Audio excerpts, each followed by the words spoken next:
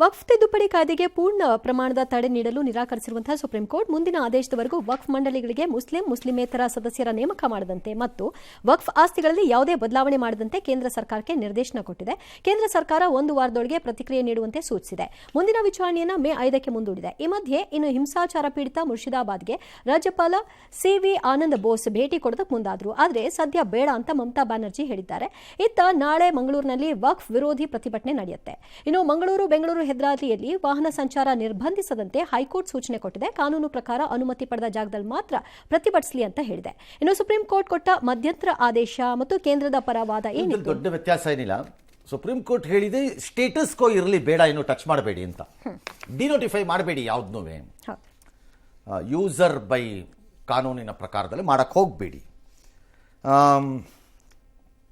ನಾವು ತೀರ್ಮಾನ ಮಾಡೋಣ ಏನಾದ್ರು ಒಂದು ಅಂತ ಅಂದ್ಕೊಂಡಿದ್ದಾರೆ. ಮಾಡ್ಬೋದು, ಮಾಡಲಿ, ಕೇಳಿಸ್ಲಿ, ವಾದ ಪ್ರತಿವಾದಗಳನ್ನೆಲ್ಲ ಕೇಳ್ಕೊಳ್ಳಿ, ಅದೇನೇನಿದೆ ನೋಡ್ಬಿಡೋಣ. ಒಂದು 7 ದಿನ ಟೈಮ್ ಕೊಟ್ಟಿದ್ದಾರೆ ಈಗ ಕೇಂದ್ರ ಸರ್ಕಾರಕ್ಕೆ. ಕೇಂದ್ರ ಸರ್ಕಾರ ಅನ್ನೋದನ್ನು ಒಪ್ಪಿದೆ. All right, we will not do it ಅಂತ ಒಪ್ಪಬೇಕು, ಬೇರೆ ದಾರಿ ಇಲ್ಲ. ಅಲ್ಲಲ್ಲ, ಇಲ್ಲಿದ್ರೆ ತಡೆ ಕೊಡ್ತಿದ್ರು, ಈಗ ತಡೆ ಇಲ್ಲ. ತಡೆ ಇದೆಯೋ ಇಲ್ವೋ, ಬಟ್ ಇದನ್ನೆಲ್ಲ ಚೇಂಜ್ ಮಾಡಕ್ಕೆ ಬರಲ್ಲ. ಮಾಡಿದ್ರೆ ಕೋರ್ಟ್ ನಾಳೆ ಒಪ್ಪಲ್ಲ ಅದನ್ನು. ಹಾಗಾಗಿ ನಡೀಲಿ, ಅದೇನು ನಡೆಯುತ್ತೋ ನೋಡೇ ಬಿಡೋಣ.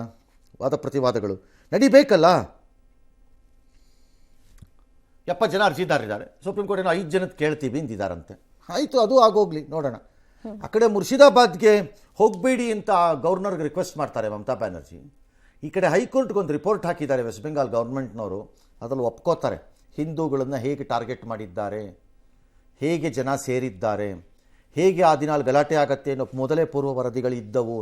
ಇಲ್ಲಿವರೆಗೂ ಏನು ಬಿಡ್ತಾ ಇದ್ಲು ಬುರುಡೆನ ಈ ಮೇಡಮು, ಬಿಜೆಪಿ ಅವ್ರು ಮಾಡಿಸಿದ್ದು. BSF ದುಡ್ಡು ಕೊಟ್ಟು ಹೊಡೆಸಿದ್ದಾರೆ ಅಂತ ಹೇಳಿದಾಳೆ.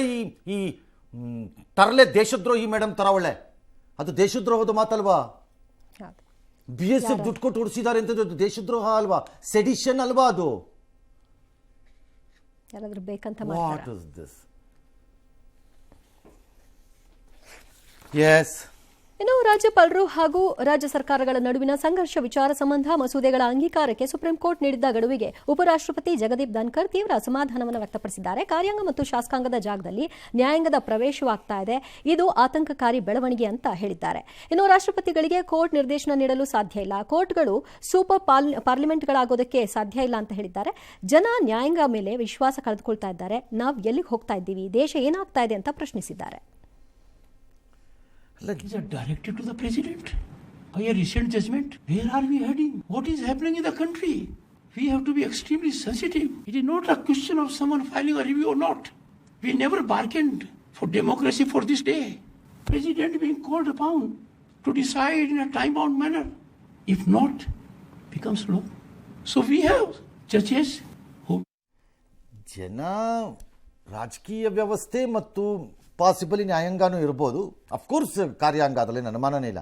ನಂಬಿಕೆ ಕಳ್ಕೊಂಡಿದ್ದಾರೆ, ನಂಬಿಕೆ ಇಟ್ಕೊಂಡಿದ್ದಾರೆ ಅಂತಲ್ಲ, ಅನಿವಾರ್ಯತೆಯಿಂದ ಬೇರೆ ಆಲ್ಟರ್ನೇಟಿವ್ ಬದಲಿ ವ್ಯವಸ್ಥೆಗಳಿಲ್ಲದೆ ಒಪ್ಪಿಕೊಂಡು ಸುಮ್ಮನಿದ್ದಾರೆ, ಜೊತೆಗೆ ಅಷ್ಟೇ. ಬಟ್ ಈ ನ್ಯಾಯಾಂಗ ಮತ್ತು ಶಾಸಕಾಂಗದ ಈ ಪ್ರಶ್ನೆ ಪ್ರವೇಶ ಆಗ್ಬೋದಾ, ಇದು ಇಂದು ನೆನ್ನೆಯ ವಾದ ಅಲ್ಲ.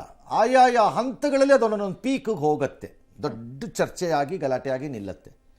ಈಗ ಇದು ಯಾಕೆ ಮುನ್ನೆಲೆಗೆ ಬಂದುಬಿಟ್ಟಿದೆ ಮತ್ತೆ ಆ ಚರ್ಚೆ ಅಂದರೆ, ರಾಷ್ಟ್ರಪತಿಗಳಿಗೆ ಗಡುವು ಹಾಕಿದ್ದನ್ನು ಬಹಳ ಜನ ಒಪ್ಪೋ ಸ್ಥಿತಿನಲ್ಲಿಲ್ಲ.